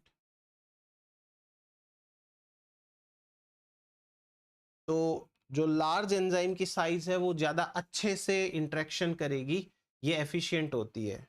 फिर उसके बाद में वेरियस फंक्शंस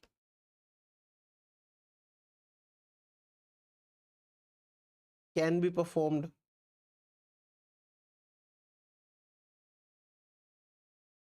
बहुत सारे फंक्शंस हैं वो परफॉर्म किए जा सकते हैं। तो इस रीजन से ये मल्टी सब यूनिट वाले प्रोटीन्स हैं वो बनते हैं। फिर एक और चीज आपको अपन बात करते हैं प्रोटीन की स्टेबिलिटी को लेके। छोटा सा ये चीज पढ़ेंगे अपन।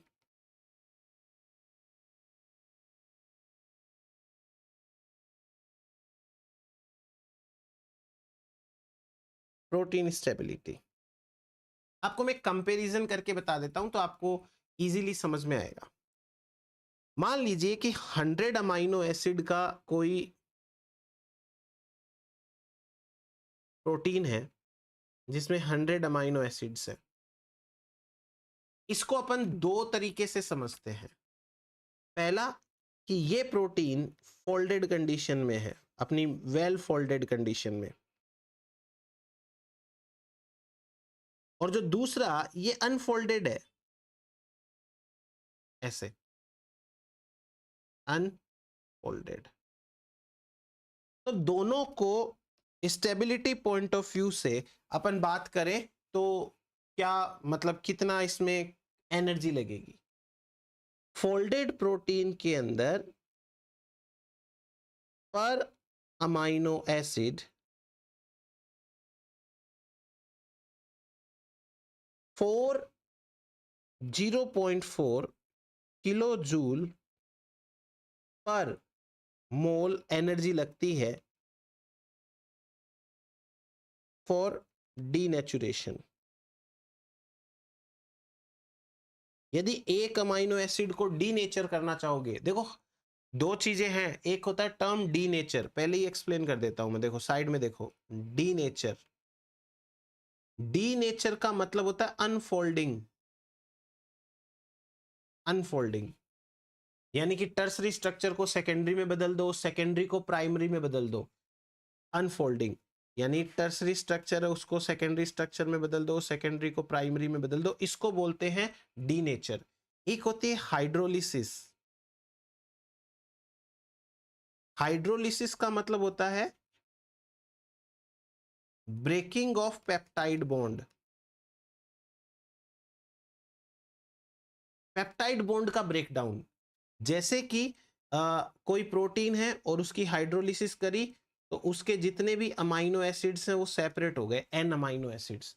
अब आपको लग रहा होगा कि ये अनफोल्डेड प्रोटीन जो मैंने लिखा है वो तो पहले से ही प्राइमरी स्ट्रक्चर में है, डीनेचर्ड नहीं है। जैसे इसमें मान लो कहीं पर अल्फा हेलिक्स है, कहीं पर जो बीटा शीट है वो चल रही है, ऐसे करके ये ऐसे डीनेचर्ड है, प्रॉपर फोल्डेड नहीं है। इसके अंदर यदि आप पर अमाइनो एसिड एनर्जी की बात करोगे तो 0.2 किलो जूल पर मोल एनर्जी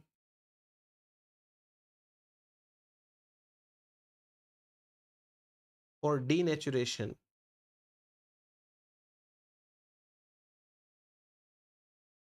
पर अमाइनो एसिड।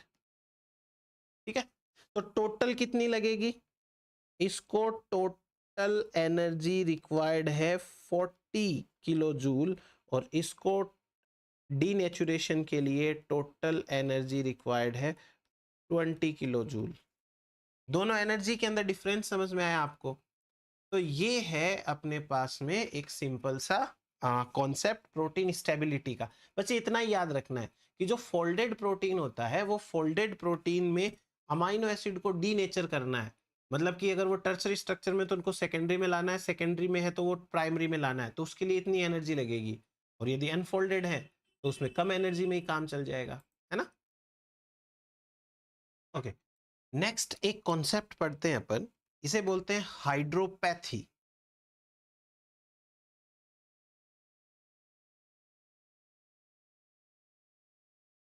हाइड्रोपैथी, हाइड्रोपैथी का मतलब क्या है उसको आप ऐसे समझिए। मान लो कि कोई एक अमाइनो एसिड है, वही अपना कार्बन अल्फा, और उसके ऊपर ये COOH ग्रुप, और ये इधर कोई H ग्रुप, और ये इधर कोई R चेन, और इधर लेट सपोज ये कोई ऐसे है अमाइनो एसिड। आप ये कहोगे कि सर ये अमाइनो एसिड है वो एक चलो मैं बना ही लेता हूं, ये अमाइनो एसिड जो है वो एक पोलर अमाइनो एसिड है। पोलर यानी कि ये हाइड्रोफिलिक अमाइनो एसिड है, ये ग्लूटामेट है, ये ग्लूटामेट है। तो क्या इस पोलर अमाइनो एसिड का हर एक पोर्शन पोलर है? बिल्कुल नहीं। काम की बात यह है कि इस पोलर अमाइनो एसिड में ये पार्ट पोलर है, ये पार्ट भी पोलर है, बट ये कार्बन नॉन पोलर है, और ये अमीनो ग्रुप है वो भी तो नॉन पोलर है। तो फिर आपने इसको पोलर क्यों कहा? सवाल समझ में आया?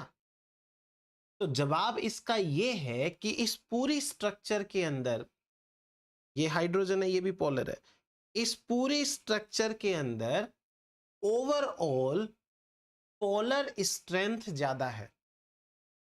और ऐसी चीज हर अमाइनो एसिड के लिए सही है। एक अमाइनो एसिड के अंदर कुछ एटम्स पोलर नेचर के हैं, कुछ एटम्स नॉन पोलर नेचर के हैं, लेकिन हम फाइनली जब किसी अमाइनो एसिड को पोलर या नॉन पोलर कहते हैं तो उसके पीछे का जो रीजन है वो ये है कि इसमें स्ट्रॉन्ग पार्ट कौन सा है, मतलब ओवरऑल ये पोलर है या नॉन पोलर है। इसी करेक्टर को हाइड्रोपैथी बोलते हैं। हाइड्रोपैथी का मतलब हो गया the combined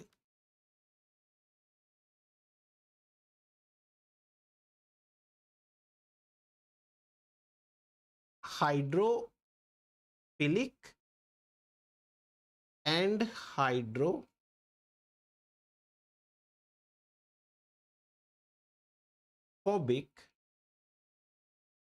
tendency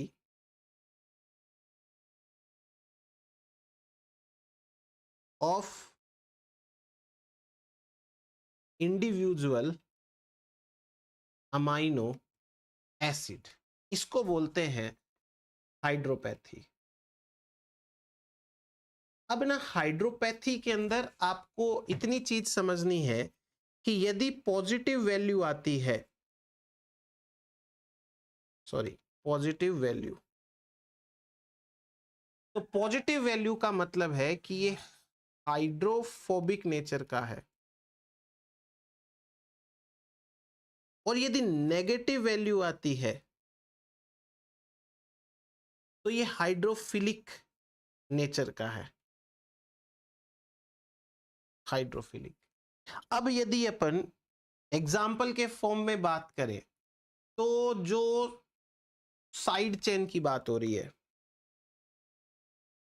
side chain और ये हाइड्रो पैथी कितनी है, मैं आपको कुछ की बता देता हूं, सबकी तो कोई ना तो रटने की जरूरत है ना कुछ और है। आइसोल्यूसिन की जो साइड चेन है उसकी हाइड्रोपैथी आती है 4.5, यानी कि मोस्ट हाइड्रोफोबिक साइड चेन। जबकि मोस्ट हाइड्रोफोबिक अमाइनो एसिड है वो फिनाइल एलानिन है, अपन ने पहले बात करी हुई है। ये खाली साइड चेन की बात हो रही है, तो थोड़ा सा इस पे भी ध्यान रखना। फिर उसके बाद में वेलिन का नंबर आता है 4.2, और फिर उसके बाद में ल्यूसिन का नंबर आता है 3.8। तो ये टॉप 3 है। उसके बाद फिनाइल एलानिन का नंबर आता है 2.8। और यदि मैं नीचे से टॉप 4 की बात करूं तो 1 2 3 4, एक तो है एस्पार्टेट, एक है एस्पाराजीन, दोनों का है माइनस में 3.5, माइनस में 3.5, मतलब ये हाइड्रोफिलिक है। फिर आता है लाइसिन, माइनस में 3.9, और फिर आता है आर्जिनिन, माइनस में 4.5। देखो जितना माइनस उतना हाइड्रोफिलिक। अब इस नेचर पे बेस्ड एक ग्राफ बनाया जाता है। एक एक्सिस पे अमाइनो एसिड रेसिड्यू का नंबर बढ़ता है,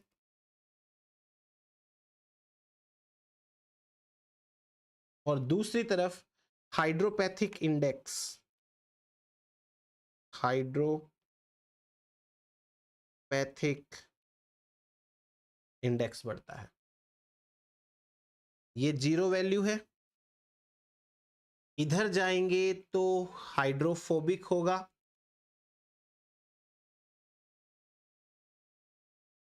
और इधर जाएंगे तो हाइड्रोफिलिक होगा। अब इसको ग्राफ को समझो एक बार, क्या कहना चाहता है। मान लीजिए कि ये कोई प्रोटीन है और इस प्रोटीन के अंदर 500 अमाइनो एसिड है, 500। तो ये 0 अमाइनो एसिड से लेके ये 500 अमाइनो एसिड है, ऐसे। अब मुझे ये बताओ कि इसका पहला अमाइनो एसिड कैसा है। सपोज मतलब या तो हाइड्रोफोबिक होगा या हाइड्रोफिलिक होगा। जैसे पहला आइसोल्यूसिन है, फिर उसके बाद में एस्पार्टेट है। तो पहला अमाइनो एसिड है वो हाइड्रोफिलिक है या हाइड्रोफोबिक है, और वो भी कितना, उसका हाइड्रोपैथी इंडेक्स कितना है, उसके हिसाब से एक पीक बनेगी कि भाई पहला अमाइनो एसिड है वो इतना हाइड्रोफोबिक है, दूसरा अमाइनो एसिड थोड़ा कम हाइड्रोफोबिक है, तीसरा अमाइनो एसिड है वो थोड़ा और कम हाइड्रोफोबिक है, चौथा फिर से हाइड्रोफोबिक आ गया, पांचवा फिर से और हाइड्रोफोबिक आ गया। तो ऐसे करके ना एक ग्राफ टाइप का सा कुछ बनता है। इस तरीके से हर नंबर का जो अमाइनो एसिड है उस अमाइनो एसिड के हिसाब से कुछ ना कुछ ग्राफ आता है। जहां जहां ग्राफ ऊपर है वहां वहां हाइड्रोफोबिक अमाइनो एसिड है, और जहां जहां ग्राफ नीचे है वहां वहां वो नंबर का अमाइनो एसिड। समझ में आ गया। जैसे पहला हाइड्रोफोबिक है उसका ऊपर आएगा पॉइंट, दूसरा हाइड्रोफिलिक है एकदम से नीचे आ जाएगा 0 से। उसके हिसाब से ऐसा हर प्रोटीन का अपने को पता चल जाता है। अब इसमें काउंट करो कि लाइन के ऊपर पीक्स कितनी है और लाइन के नीचे पीक्स कितनी है। इसके वजह से हमको पता चलेगा नेचर ऑफ प्रोटीन। उस प्रोटीन का क्या नेचर है वो हमें बड़े अच्छे से पता चल जाएगा कि ज्यादा पीक्स किधर आ रही है। ज्यादा हाइड्रोफोबिक की आ रही है तो ओवरऑल वो हाइड्रोफोबिक होगा, और ज्यादा हाइड्रोफिलिक की आ रही है तो ओवरऑल हाइड्रोफिलिक होगा। बस इतनी सी तो बात है अपने को। तो ये हुआ अपने पास में हाइड्रोफोबिक या हाइड्रोपैथी के बारे में। अब अपन बात करते हैं प्रोटीन डीनेचुरेशन के बारे में। प्रोटीन डीनेचुरेशन, और मैंने आपको साफ अभी बोला था डीनेचुरेशन का मीनिंग होता है अनफोल्डिंग। हाइड्रोलिसिस नहीं, अनफोल्डिंग, उसको बोलते हैं प्रोटीन डीनेचुरेशन। हमको ये पता है कि secondary and tertiary structures are stabilized bye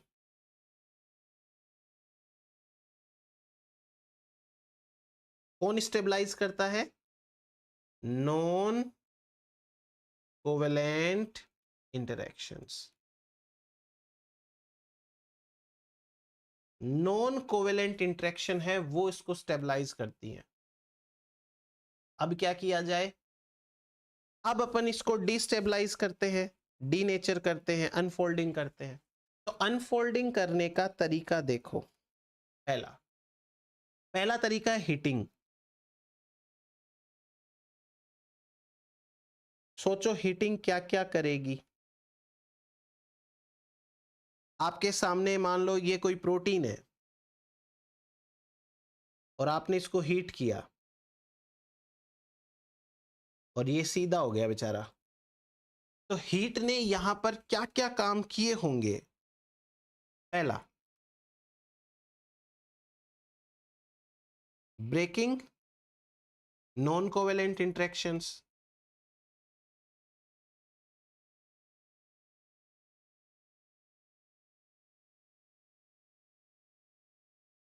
non covalent interaction को हीट तोड़ देती है। उसके बाद में disturbing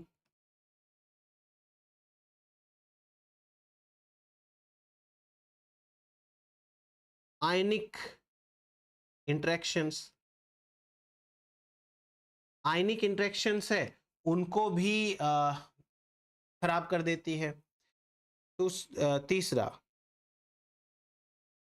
change in optical properties. अब थोड़ी ना ऑप्टिकल प्रॉपर्टीज वैसे रहेगी जैसे फोल्डेड प्रोटीन है, वो किसी लाइट को किसी डायरेक्शन में घुमाता था, तो अनफोल्डेड थोड़ी ना वैसे ही कर पाएगा। देन विस्कोसिटी चेंज या चेंज इन विस्कोसिटी।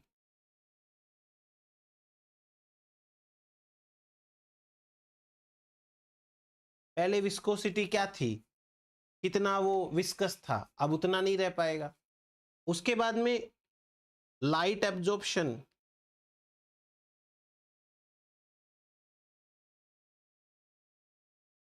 वो चेंज हो जाता है। तो कुल मिलाकर के हीटिंग की वजह से काफी सारी चीजें भी चेंज होगी। फिर उसके बाद में दूसरा तरीका क्या है? दूसरा तरीका है पीएच चेंज का, pH variation.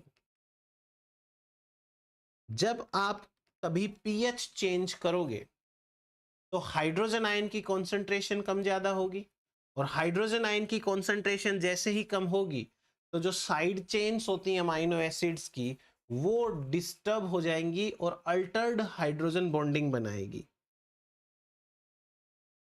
Change in proton concentration disturbs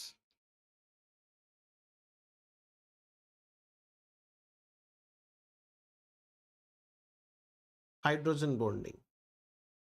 तो पीएच कुछ हद तक प्रोटीन की फोल्डिंग डिस्टर्ब करती है। एक और तरीका है डिटर्जेंट्स का। जो डिटर्जेंट्स होते हैं उनकी एक खास बात है। क्या खास बात है? डिटर्जेंट्स हैं वो प्रोटीन के जो नॉन पोलर रेसिड्यूज हैं उनके साथ इंटरेक्शन करते हैं, और उनके साथ में इंटरेक्शन करके वो उन्हें उनके ऊपर एक यूनिफॉर्म चार्ज ले आते हैं, और उसकी वजह से प्रोटीन की जो हाइड्रोफोबिक स्ट्रेंथ है वो कम हो जाती है और सारे के सारे प्रोटीन के ऊपर एक नेगेटिव चार्ज आ जाता है ओवरऑल। तो वो एक तरीके से पोलर फॉर्म में चला जाता है। हम एक एसडीएस नाम का डिटर्जेंट पढ़ेंगे टेक्निक्स के अंदर, तो जो इलेक्ट्रोफोरेसिस में काम आता है वहां पर आपको अच्छे से समझ में आएगा। डिटर्जेंट क्या करता है वो अपन लिख लेते हैं। Detergents associate with hydrophobic R chain. ये हाइड्रोफोबिक आर चेन्स के साथ इंटरेक्शन करते हैं फिर उसके बाद में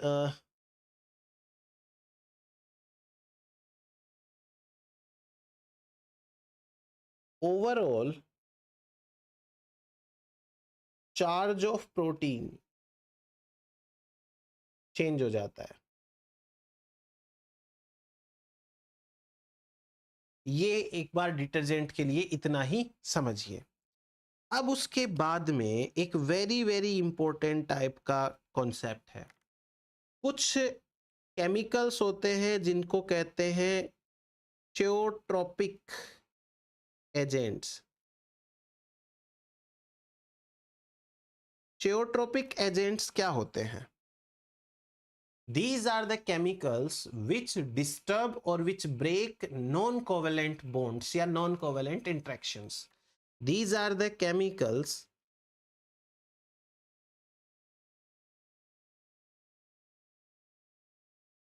which break non-covalent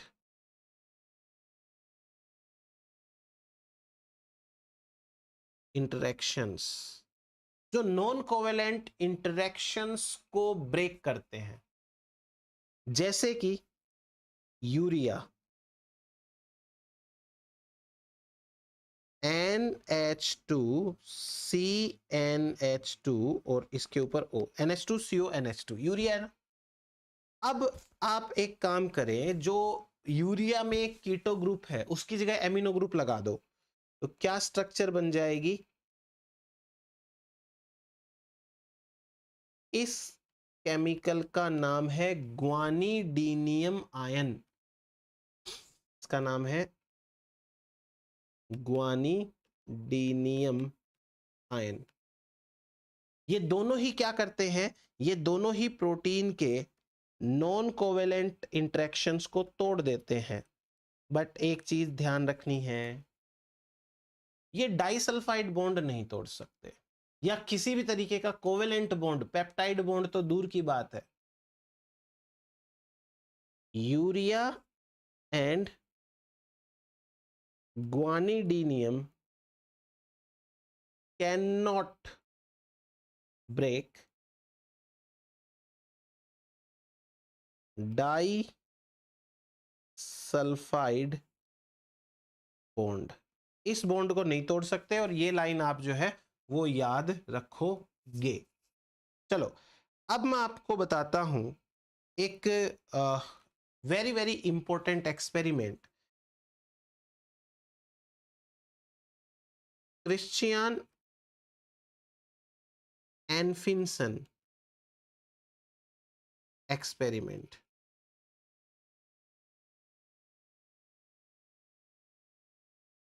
और ये है 1957 में किया हुआ एक एक्सपेरिमेंट। इस एक्सपेरिमेंट के सेटअप के बारे में पहले मैं आपको कुछ चीजें बता देता हूं। ये जो एक्सपेरिमेंट किया गया, वो एक्सपेरिमेंट किया गया एक एंजाइम के ऊपर जिसका नाम है राइबो न्यूक्लियेज ए। इसको बोलते हैं RNase A। इस एंजाइम के ऊपर किया गया। क्या है ये जो एंजाइम और इसका एक्सपेरिमेंट क्या है, अभी समझा देता हूं आपको। पूरी कहानी बहुत अच्छे से समझ में आएगी, देखना। कुछ बातें याद करो। पहली बात, ये जो राइबोन्यूक्लियेज ए नाम का एंजाइम है, इसके अंदर टोटल 124 अमाइनो एसिड्स होते हैं। टोटल 124 अमाइनो एसिड्स, ठीक है। इन टोटल 124 अमाइनो एसिड्स में से 8 जो है वो सिस्टीन होते हैं। कहां कहां पर पोजीशन है वो याद रखने की जरूरत नहीं है, 8 सिस्टीन है। 8 सिस्टीन है तो ये प्रोटीन 4 डाइसल्फाइड बॉन्ड बनाएगा। डाइसल्फाइड बॉन्ड,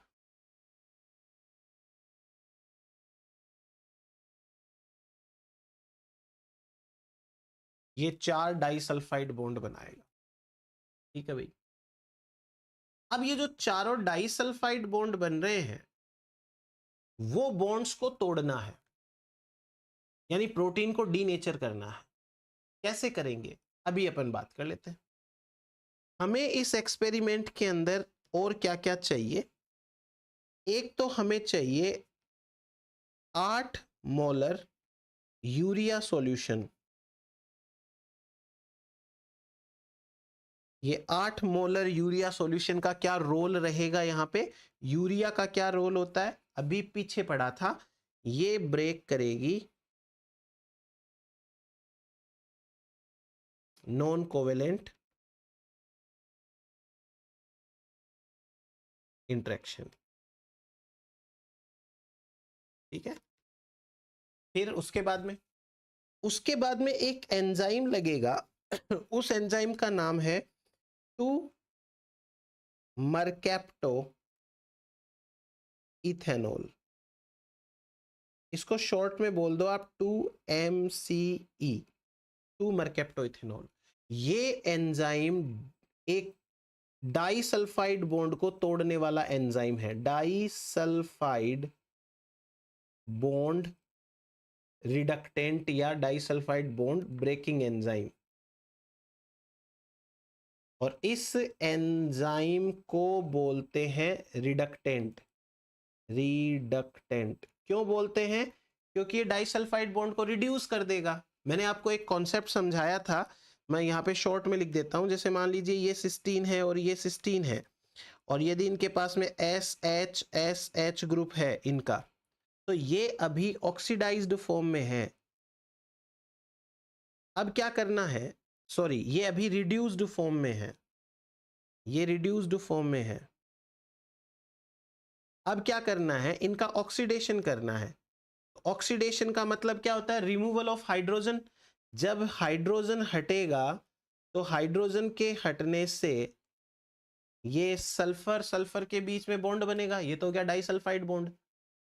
और जब इसका वापस से रिडक्शन कराया जाएगा, रिडक्शन, और वो फॉर्म कहलाती है ऑक्सीडाइज्ड फॉर्म। रिडक्शन कराएंगे तो ये बॉन्ड टूट जाएगा। समझ में आई मेरी बात। और लास्ट एक रिक्वायरमेंट और है, हमें चाहिए 8pH, 8 मोलार सॉल्यूशन, 8pH, और ऑक्सीजन भी चाहिए, एंड ऑक्सीजन। ये लो, इतनी चीजें अपने को चाहिए।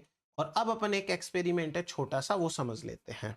देखो, ये कोई एक, मान लीजिए कि एंजाइम है राइबोन्यूक्लियेज ए, और ये राइबोन्यूक्लियेज ए की फोल्डिंग है। ये ऐसे करके ऐसे ऐसे फोल्डिंग होती है। इसमें यहां पे एक सिस्टीन है, यहां पे एक सिस्टीन है, सॉरी यहां नहीं है भाई, पूरी दोबारा बनानी पड़ेगी। एक सेकंड, चलो मैं कुछ भी बना लेता हूं एक बार के लिए। मान लो ऐसे ये प्रोटीन है, और इसके अंदर एक सिस्टीन यहां पर है, एक सिस्टीन यहां पे है, एक सिस्टीन यहां पे है, एक सिस्टीन यहां पे है, और एक सिस्टीन यहां पे है, एक यहां पे है, और लास्ट वाला कहाँ पे अरेंज करें अपन, एक सेकेंड, इसके पास में 2 कर देते हैं। एक यहाँ पे है, एक यहाँ पे, सपोज एक बार ऐसे है, तो एक डाइसल्फाइड बॉन्ड, 2 डाइसल्फाइड बॉन्ड, 3, और ये 4। ये है RNAs, एक नॉर्मल जो प्रोटीन है वो। क्लियर हुआ है।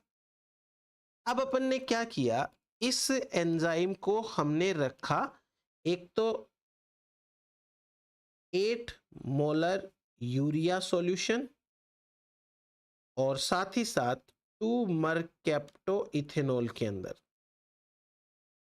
तो क्या होगा, यूरिया अपना काम करेगी और ये 2 मरकैप्टो इथेनॉल अपना काम करेगा। तो सबसे पहले यूरिया क्या करेगी, ये जो नॉन कोवेलेंट बॉन्ड्स हैं उनको तोड़ देगी, और 2 मरकैप्टो इथेनॉल क्या करेगा, कोवेलेंट बॉन्ड को तोड़ेगा। तो ये प्रोटीन कुछ इस तरीके से डीनेचर हो जाएगा। और इसके अंदर जहां जहां भी ये 1, 2, 3, 4, 5, 6, 7 और ये 8, सपोज ऐसे करके, तो ये डीनेचर हो गया। अब अपन एक एक्सपेरिमेंट करके देखते हैं। क्या एक्सपेरिमेंट करें? हमने क्या किया, इस प्रोटीन या इस एंजाइम के एनवायरनमेंट से यूरिया हटा ली, यूरिया रिमूव्ड, लेकिन 2 मर्केप्टो इथेनॉल अभी भी इसमें प्रेजेंट है। यूरिया हटा ली लेकिन ये प्रेजेंट है। तो इससे क्या होगा? इससे ये होगा कि ये जो प्रोटीन है, उस प्रोटीन के अंदर यूरिया के हटने से जो, अच्छा सॉरी, इसमें एक उल्टा काम करते हैं अपन। यूरिया प्रेजेंट है और 2 मर्केप्टो इथेनॉल है, इसको हटा लिया, रिमूव्ड। तो 2 मर्केप्टो इथेनॉल क्या कर रहा था? डाइसल्फाइड बॉन्ड को बनने से रोक रहा था ना। अब इसको तो हटा लिया तो डाइसल्फाइड बॉन्ड तो बन जाएंगे, लेकिन यूरिया भी है तो नॉन कोवेलेंट बॉन्ड्स नहीं बनेंगे। तो ये जो प्रोटीन है वो इस तरीके से फोल्ड हो जाएगा, गलत तरीके से, और इसके अंदर जो डाइसल्फाइड बॉन्ड्स हैं वो वापस से बन जाएंगे। क्यों बन जाएंगे? क्योंकि हमने यहाँ पे यूरिया को हटा लिया है। ये प्रोटीन इनकरेक्टली फोल्डेड प्रोटीन है, समझ रहे हो? ये दूसरी तरफ हम एक एक्सपेरिमेंट करते हैं और उसके अंदर हम दोनों को हटा लेते हैं, urea and 2 mercapto ethanol both removed, दोनों को हटा लिया, 8 पीएच रखी एंड ऑक्सीजन रखी, वो दे दी। अगर दोनों के दोनों हट जाते हैं तो ये प्रोटीन वापस से उसी तरीके से प्रॉपरली फोल्ड हो जाता है जैसे ये पहले फोल्ड था, और वहीं पर सही सही जगह पर जहां पहले बॉन्ड थे वहीं पर वापस से बॉन्ड बन जाते हैं। ऐसे ये बन गया नॉर्मल रीनेचर्ड प्रोटीन, वापस से रीनेचर हो गया, जैसा था वैसा का वैसा। अब यदि हम ये चाहते हैं कि वो पुराना वाला प्रोटीन है वो भी वापस से रीनेचर हो जाए, तो क्या करना पड़ेगा? पहले तो इसको 2 मर्केप्टो इथेनॉल से ट्रीट करना पड़ेगा एंड साथ में 8 मोलर यूरिया सॉल्यूशन भी रखना पड़ेगा, ताकि नॉन कोवेलेंट इंटरेक्शन तो ना हो पाए और ये बॉन्ड भी टूट जाए। जब ऐसा हो जाएगा उसके बाद में 2 मर्केप्टो इथेनॉल हटाओ और यूरिया है उसको भी हटाओ, और क्या ऐड करो? 8 पीएच का सॉल्यूशन एंड ऑक्सीजन को ऐड करो। तो वापस ऐसा करने से सेम टू सेम ये वाली कॉन्फर्मेशन आ जाएगी। ये उनका एनफिंसन का एक्सपेरिमेंट था। इस एक्सपेरिमेंट से क्या समझ में आया? इस एक्सपेरिमेंट से यह समझ में आया कि कोई भी प्रोटीन है वो डीनेचर हो जाए तो वो वापस से सही रीनेचर हो सकता है, पर ऐसा किस कारण हुआ? अमाइनो एसिड के सीक्वेंस की वजह से। कौन सा सिस्टीन कहां है और वो फोल्डिंग में किसके सामने आ रहा है, उसी से सही फोल्डिंग वापस होगी। अगर दोबारा फोल्डिंग में पहला सिस्टीन किसी और सिस्टीन के सामने आ जाता तो गलत फोल्डिंग हो जाती। एनफिंसन का जो एक्सपेरिमेंट है उसका कंक्लूजन क्या है?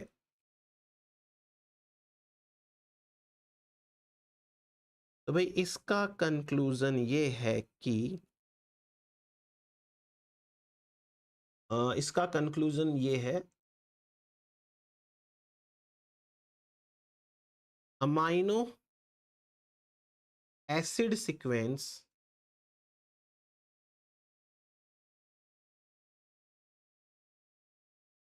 has the information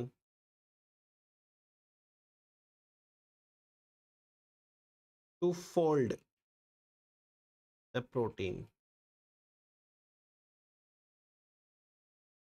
in its tertiary structure। अपनी टर्सरी स्ट्रक्चर में फोल्ड होने के लिए amino acid are responsible for folding, ऐसे याद रखो आप। तो ये रेस्पॉन्सिबल है फोल्डिंग के लिए। तो ये है अपने पास में टर्सरी एंड जो क्वाटरनरी स्ट्रक्चर्स हैं उनके बारे में। एक लास्ट चीज आपको बता देता हूं, याद रखना कि जो दोनों ही फोल्डिंग एंड अनफोल्डिंग है, बोथ फोल्डिंग एंड अनफोल्डिंग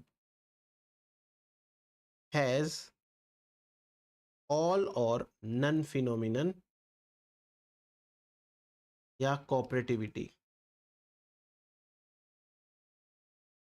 कैसे? ऑल और नन का मतलब क्या होता है? ऑल और नन का मतलब होता है या तो सब या कोई नहीं।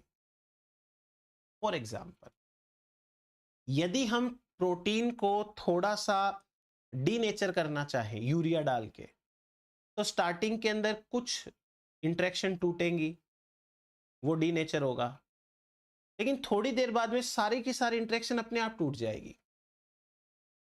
इसे कहते हैं या तो सारी टूटेगी या सारी बनी रहेगी। ऐसे ही फोल्डिंग के बारे में होता है, जब यूरिया हटा लेंगे तो सारी की सारी एक साथ बन जाएंगी। तो एक ग्राफ आता है, चाहे आप इसको फोल्डिंग के हिसाब से बना लो या अनफोल्डिंग के हिसाब से बना लो। जैसे डी नेचर के हिसाब से बात करें, डी नेचर, और स्टार्टिंग में जो फोल्डिंग थी वो प्रॉपर थी, और डी नेचर ये प्रोटीन बिल्कुल भी नहीं था। लेकिन जैसे ही हमने डीनेचुरेशन के लिए कोई चीज बढ़ाई, वैसे ये प्रोटीन की फोल्डिंग जो है वो इधर अनफोल्डिंग आएगी। तो ये अनफोल्ड हो गया और इधर ये फोल्डेड था। ये ग्राफ आता है जो ऑल और नन को रिप्रेजेंट करता है, या तो कुछ नहीं होगा या सारे के सारे हो जाएंगे। तो ये हुआ अपने पास में सारा क्वाटरनरी टर्सरी के बारे में। एनफिंसन का एक्सपेरिमेंट याद कर लेना। थैंक यू, अगले लेक्चर में मिलते हैं।